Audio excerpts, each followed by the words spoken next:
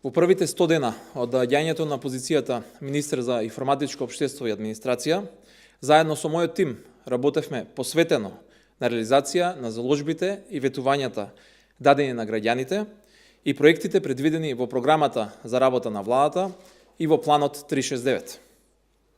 Во делот на јавната администрација се соочивме со огромни проблеми. Јавната администрација во последните 10 години стана сервис за згрижување на партиските кадри, на власта и систем за избор на корупција и клиентелизам. Оваа направи администрацијата партизирана, неефикасна и нестручна. Една од главните причини зошто Македонија доби оценката за заробена држава беа токму проблемите со јавната администрација. Со цел да обезбедиме одвојување на владеачката партија од државата, започнавме со сериозен процес на реформи на јавната администрација. Зборот е збор. Ветивме дека реформите нема да бидат хаотични и необмислени. Тие ќе се базираат на една сосема нова стратегија за реформа на јавната администрација. Во изминатите 100 дена ги имплементиравме и ги прифативме сите забелешки од Сигма и ги вклучивме во дебатата сите заинтересирани страни. Покажавме сериозна посветеност и политичка волја. Тоа беше силно поддржано и поздравено од страна и на Европската комисија. Повторно е воспоставен диалогот со Европската унија за реформи во јавната администрација, кој што беше во прекин од 2015 година. И тоа е едно од клучните прашања поврзани со европската интеграција на Македонија.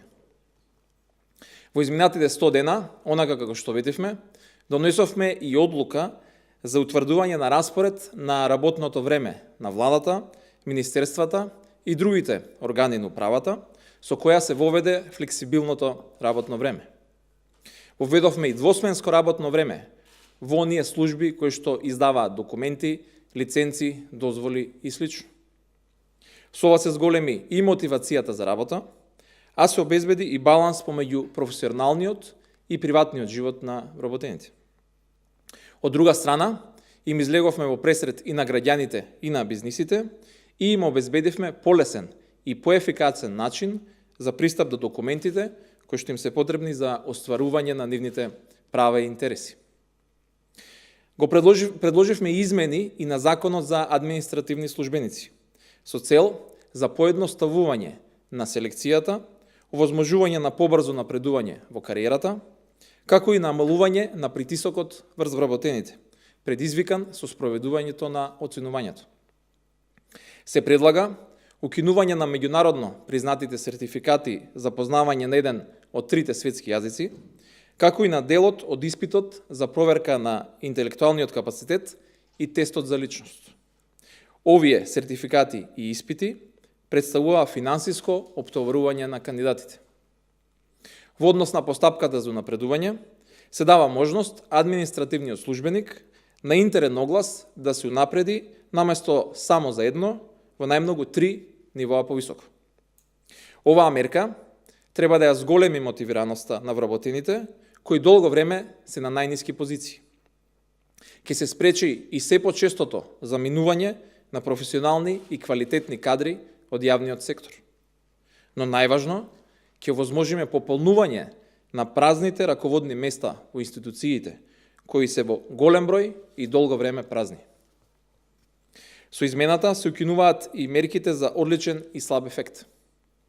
Ако целта на оценувањето е подобрување на индивидуалната изведба, со што би се подобриле резултатите на работењето, тогаш сосема известно дека изрекувањето на мерките за слаб ефект не придонесува за нејзиното остварување. Напротив, ваквото решение само создава притисок и чувство на несигурност кај вработените. Оценувањето беше еден од главните механизми за вршење на политички притисок врз вработените во администрацијата. Администрацијата мора да има систематски и отворен диалог со бизнис заедницата. Дополнително, таа мора да обезбедува навремени, точни информации, квалитетни услуги и ефикасност. Го зголемивме минималниот број на денови за консултација во рамките на Националниот електронски регистар на 20 дена. Воедно, ќе го реформираме и механизмот за проценка на влијание на регулативата со задолжително учество на невладините организации и на бизнис заедницата. Со ова ставаме крај на правната несигурност и дискреционите одлуки на институциите кои влијаат на бизнис климата. Една од најчуваните тајни долго време во Македонија беше бројот на вработени во јавниот сектор. Регистарот на јавна администрација, што треба да даде одговор на ова прашање, го затекнав непополнет, нецелосен, недостапен, со јавно необјавен број на постојани и привремени вработувања. Регистарот на јавната администрација не смее и нема да дозволам да биде тајна за оние кои што го финансираат, односно граѓаните на Македонија. Затоа, во овие 100 дена почнавме со анализа и поединечна проверка на податоците во него, како и неизнаоѓање на начини со кои граѓаните ќе имаат увид во податоците за сите вработени во јавната администрација по институции. За целите на поединечната проверка се креираше и дополнителна улога во системот, чии привилегии се само преглед на органограмите на институциите, со цел што е можно на повеќе и поголем број на луѓе да се вклучат во проверката. Започнавме со обуки на сите вработени на кои им треба дополнително знаење за користење на регистарот. Направивме поединечна проверка на сите вработувања во изборниот период, кога согласно изборниот законник и изборната регулатива која важеше согласно договорот од Пржино, не беа дозволени никакви вработувања и ангажирање на луѓе. По обработката на податоците, прибавени од надлежните институции и вкрстените анализи, констатирани беа одредени прекршувања на изборната регулатива. Целосната документација е предадена на сите надлежни инспекторати. Во првите 100 дена започнавме со функционалната анализа на јавната администрација, со цел за нејзина реорганизација. Администрацијата мора да биде поефикасна. Администрацијата не смее да е товар, туку треба да е сервис на граѓаните. Наш приоритет се задоволни граѓани, кои лесно, брзо и достапно може да ги остваруваат своите права. Нашите политики се јасни. Гарантираме професионална и департизирана јавна администрација, способна да ги обезбеди правата и интересите на граѓаните. Работиме на тоа граѓаните ги обезбедуваат своите права побрзо, полесно, поквалитетно и поевтино. Исто така, започнавме и динамична функционална анализа на состојбите во сите инспекторати. Во тој правец се одржа и првата обука преку Академијата за стручно усовршување на административните службеници на Министерството воопшто. Првиот ден на вработените во Министерството и во сите други институции им дадов збор дека нема да има никакви политички и партиски одмазди, како и отпуштање. Дека сите кои одговорно си ја работат својата работа, ќе имаат и мојата поддршка. Им ветив дека вратите кај мене се отворени за сите подеднакво и дека нема потреба од страв или послушност. Нашата заложба е професионална, стручна, ефикасна и задоволна администрација, но и администрација која што е сервис на граѓаните, а не партиски слуга. Тоа ветување и го остваруваме. Кога дојдов во Министерството за информатичко општество и администрација, затекнав започнати, а не завршени IT проекти, финансирани од различни фондови. Искрено очекував дека ќе има проблеми, но не очекував дека ќе бидат од толкави размери. Периодот на владење на ДПМН во областа на информатичкото општество се карактеризира со спроведување на скапи, необмислени проекти, без претходно направена анализа за користење, поддршка и потреба, а скапо платени со огромни суми на пари на граѓаните. Затекнавме опрема која е набавена, а не се користи. Софтвер кој е платен, ама не функционира. Не идовме на паралелни системи за интероперабилност во државата. Се сочивме со опрема која што е стара, не се обновувала и модернизирала, а за која се плаќаат огромни на суми на пари секоја година за одржување. Остварувањето на интересите на граѓаните е една од задачите која што јас како министер си ја превземав. Она што се трудев да го направам во овие 100 дена е да го изгасам пожарот во проектите кои беа започнати и чии рокови намерно или ненамерно одамна беа изминати. Овие 3 месеци успеавме да ги вратиме во колосек проектите кои беа започнати, но беа со сериозни проблеми и со изминати рокови за реализација. Работиме на придвижување на проектите за централен електронски регистер на граѓаните и услуги. Тука има уште многу да се работи и за да во 2018 година го имаме функционалниот централен електронски регистер на граѓаните и најмалку 50 електронски услуги кои што ги понудиме нови на граѓаните како што тоа и го ветивме. Во тој правец веќе се вршат технички, но и законски подготовки за лансирање на сосема нова платформа за електронски регистар на владини услуги. Исто така, го подготвуваме и првиот од трите основни електронски регистри на државата, а тоа е Централниот електронски регистар на граѓаните. Поведувањето на единствениот електронски систем, каде ќе бидат поврзани сите институции и ќе се користи за сите апликации за давање на јавни услуги, кои државата ги нуди на граѓаните, ќе стави крај на чекањето во редови. Како што ветивме, почнавме со пополнување на каталогот на услуги, со кои граѓаните јасно ќе имаат увид во чекорите, во постапките, како и документите и цената на услугите кои ги дава администрацијата. Овој каталог многу набрзо ќе биде објавен. Напорно работиме на неколку други проекти, за кои биле одделени средства од буџетот, но не ја постигнале целта на својата набавка. За нив во тек се анализи за исплатливоста од надградба, усовршување и модернизирање. Нашата заложба е, доколку е можно, да се поправат грешките, за да средствата кои биле платени од страна на граѓаните не бидат залудни.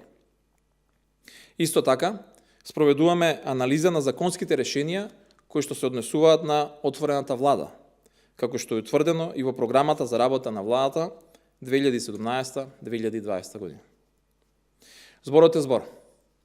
Овие 100 дена работевме и на враќање на патот кон Европската унија на IT општеството, односно усогласување со незината стратегија за развој на информатичкото општество согласно дигиталната агенда 2010-2020.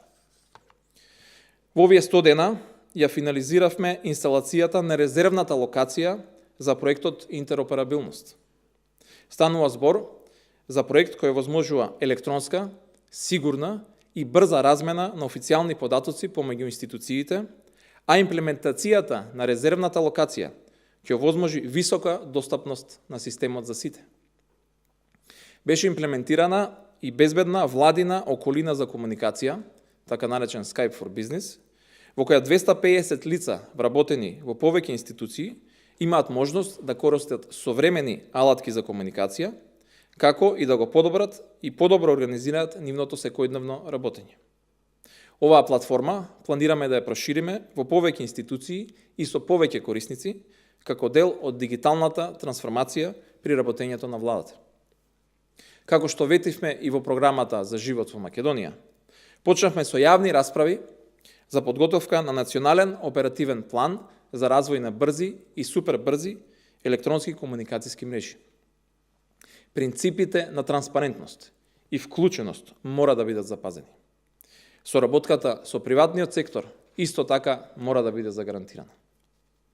Работиме на изработка на стратегија за cyber security, усогласена со активностите за транспонирање на директивата на Европската унија. Почнавме подготовки и за изработка на нова национална ИКТ стратегија и акцијски план за нејзина имплементација. Се работи за сериозни документи, за кои е потребно многу работа, дотолку повеќе што станува збор дека се наоѓаме на самиот почеток. Зборот е збор. Се задолживме пред граѓаните дека ќе дадеме поддршка и на ИКТ секторот. Овие 100 дена остварив средби со сите представници на ИКТ фирмите, со стопанските комори и со неколку факултети од областа на информатиските и комуникацијските технологии. Почнавме да го трасираме патот по кој сакаме да се движиме заедно, едни до други, а не едни покрај други, бидејќи ние и тие имаме една иста цел – развој на економијата, на ИКТ секторот, зголемување на извозот, зголемување на платите, градење на македонски брендови. Наша цел како влада и на Министерството за информатичко општество и администрација, но и мене лично како министер, е да ги задржиме младите, особено од ИКТ факултетите, како еден од најбараните профили на пазарот на трудот. Работиме на изнаоѓање на инструменти за поддршка на овие млади луѓе по завршувањето на нивните студии да останат овде, да обезбедуваат својата екзистенција и да ја гледаат својата иднина тука, во Македонија. Во областа на медиумите, демократијата во Македонија во изминатите години беше под сериозна закана и поради состојбата со медиумите. Македонија во делот на медиумите беше оценета како неслободна земја. Коруптивните врски помеѓу владините службеници и собствениците на медиумите и изголемените закани и нападите врз медиумските работници беа само дел од причините за оваа многу поразителна оценка. Со цел за подобрување на медиумската сфера, во изминатите 100 дена се обидовме да изградиме пред се партнерство со граѓанските организации и сите медиумски асоциации. Наша определба е слободен медиумски простор од било какви институционални или лични влијанија, вклучително и било каква финансиска зависност од страна на владата. Како што ветивме, ја укинавме радиодифузната такса.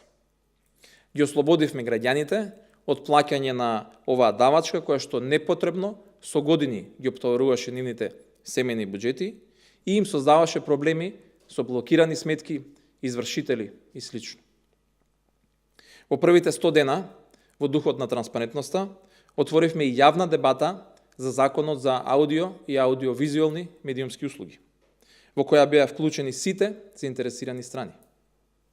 Добиените коментари и предлози се дел од нацрт текстот на законот кој е јавно достапен. Согласно програмата и планот 369, активно се вклучени и самите медиуми во овие измени и дополнувања со цел да се зајакне капацитетот на медиумскиот регулатор, да се обезбеди негова пред се професионализација, како и да се изнајде начин да се обезбеди независност на јавниот радиодифузен сервис. Во изминатите 100 дена остваривме седби со многу представници од меѓународната заедница, која отворено ја дава поддршката за активностите на Министерството и е отворена за постојана соработка. Како министер имав и работни средби со моите колеги од регионот со кои во иднина ќе соработуваме и на сите нив искрено им благодарам. Граѓанското општество во Македонија е наш постојан партнер и е вклучено во сите активности кои што ги реализираме. Со цел на размена на знаења сме во постојана соработка со нив, а поддршката од нив ни е од особено значај. Првите 100 дена заврши. Можам со целосна одговорност да кажам дека јас како министер, но и Министерството, водени од начелата на транспарентност, отчетност и инклузивност, работевме напорно за остварување на дадените ветувања. Во наредниот период не очекуваат уште повеќе предизвици, уште повеќе работа, активности, проекти и реформи кои што се обврзавме дека ќе ги спроведеме. На овој начин, со заеднички труд и посветеност, ќе успееме да ја вратиме довербата во јавната администрација, во служба на граѓаните, ослободена од притисоци и уцени. Само на реализација на проекти усогласени со европските практики и со следење на динамиката на информатичкото општество во Европа, ќе оствариме целта за целосно дигитализирана Македонија. Медиумски слободна Македонија ќе имаме само со независни и професионални медиуми и новинари кои без цензура, нарачки и закани ќе вршат својата работа. Водени од овие начела, работевме во првите 100 дена. Така ветувам дека ќе работиме и во иднина. Благодарам, ако имате повеќе прашања, povedете.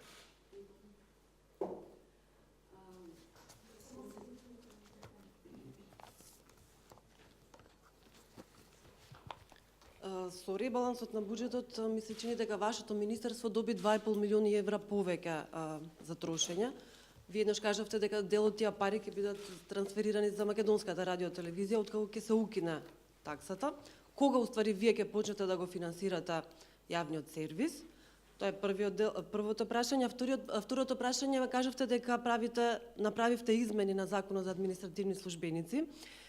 Таму предвидувате одложување на членот со кој што се регулира познавањето на странски јазик за новите вработувања од март 2018 година.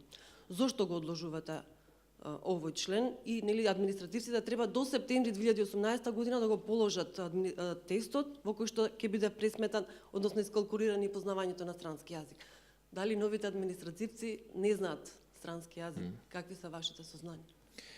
Добро, во однос на првото прашање, буџетот, односно висината на финансиските средства за кои што зборувате, не се однесуваат на финансирањето на Македонската радиотелевизија, МРД и АВМУ. Тоа се средства за основните проекти на самото министерство, значи околу регистарот на население, услугите и другите наши, да кажем, основни активности. Дополнителните средства што ќе се обезбедуваат за финансирање на Македонската радиотелевизија, МРД и АВМУ, се работи и за следната година во предлог буџетот за следната година ќе се обезбедуваат и ќе бидат регулирани со процент од буџетот од претходната година. И на тој начин ќе добиеме реалната бројка, не се работи само за овие средства, со која што ќе се финансираат овие три, не е само МРТ, институции. Сакам на вистина на сите да им стане јасно, вклучително и на луѓето од овие три наши национални институции, дека средствата кои што ќе ги добиваат сега за работа се повеќе од она што го имале до сега. И тие многу по-честно, искрено и коректно ќе може да се извршуваат својата работа. Нема на никаков начин да зависат со никаков механизам од ничија политичка одлука во владата. Тие средства ќе се исплаќаат по автоматизам. И ќе се знае МРТ и МРД и АВМУ со колкави средства располага секоја година. Така што не постои апсолутно никаков простор за било каков вид на политичка манипулација со исплаќањето на средствата. Апсолутно сме уверени дека висината на средствата ќе биде доволна, согласно досегашните практики и она што досега било потребно за МРТ. Така што мислам дека на овој начин и граѓаните ги ослободивме од давачката и самата Македонска радиотелевизија ќе има многу подобри услови за работа. Во однос на второто прашање, се работи за одложување на примената на барањето на доказ за познавање на странски јазик заради ние, односно Агенцијата за државни службеници, Академијата за обука на вработени во јавниот сектор, да има време да се адаптира за да ние може да ги спроведуваме тестовите за познавање на странски јазик. Значи, не е дека нема да ги проверуваме граѓаните, но тоа ќе го правиме без да имаат финансиски трошок тие самите. Нема да е на нивна сметка, ќе биде на сметка на државата. Значи, ќе се проверува знаењето на исто некој од трите странски јазици, но тоа ќе го спроведуваме ние, а нема да им се бара да плаќаат меѓународно признати сертификати, кои што на вистина сватете дека согласно сегашниот закон се бара за било која позиција, а дел од тестовите и сертификатите кои што се бара беа за познавање на англискиот јазик на академско ниво. И сега туку има различни позиции во кои што не е баш секогаш потребно толку високо знаење на некој странски јазик, но главната цел не беше граѓаните да имаат финансиски товар да ги плаќаат тестовите. Тоа е фало чини колку што чини. Дополнителни трошоци има околу тестот за интегритет, кој што го плаќа на државата. Значи, сега ги тргаме трошоците кон граѓаните и ќе ги правиме проверките за познавање на странски јазик, но на трошок на државата. Тоа е единствената разлика. Не. Не се учи странски јазик за една година, ќе имаат рок да го положат овој тест согласно новите одредби во законот. Не ги елиминираме сертификатите. Кој има сертификат слободно може да го донесе. И кој има да го плати тој сертификат. Ама некој што аплицира за најниското место, за најниска плата за работа во јавната администрација, сметаме дека апсолутно не е коректно на оваа категорија најсоцијално загрозени граѓани да им бараме скапи сертификати по странски јазик. Ја нудиме можноста бесплатно, кој сака слободно може да ни приложи и TOEFL. Не е проблем. Повелете. Дали сте нашле начин на решавање на проблемот со административците што земат плата од дома и дали имате конкретен начин на решавање на овој проблем? Само да се надополнам истото прашање, бидејќи напоменавте во отчетот дека регистарот е нецелосен, не дополнат, така да шетаат духови се уште кои можем да ги наречам административци или вработени во институции каде владата е доминантен собственик. Неколку пати го имам ова образлагано. Значи, оно што фали во регистарот се вработените од акционерските друштва со државен капитал, ЕЛЕМ, МЕПСО и така натаму, голем број на вработени се таму, и договорите за вработување на определено време. И тоа е непознат број. Оно што сакаме сега да го направиме, да го искоригираме системот во тој дел.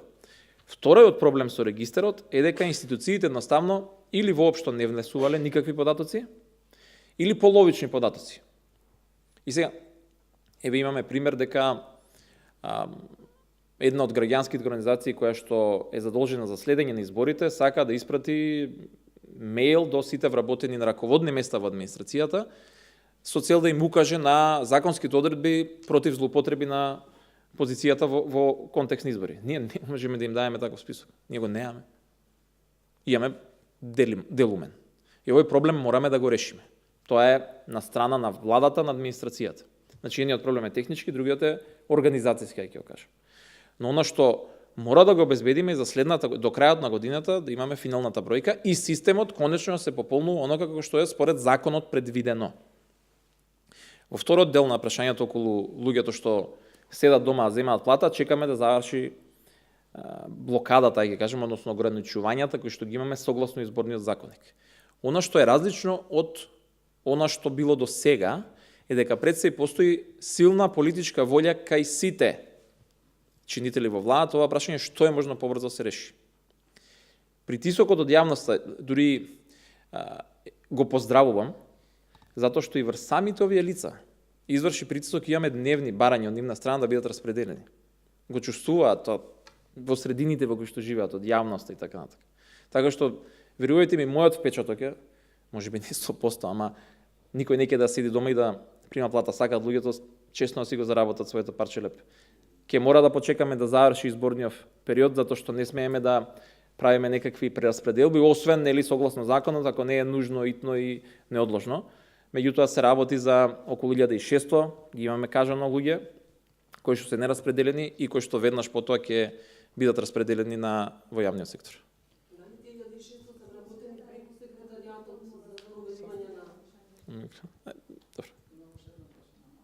Добро, само под прашање, дали се 1600 вработени преку секретаријатот за спроведување на рамковниот договор? Да, тие се сите вработени преку секретаријатот за спроведување на рамковниот договор, но апсолутно сакам да нагласам дека од мешан етнички состав дека се.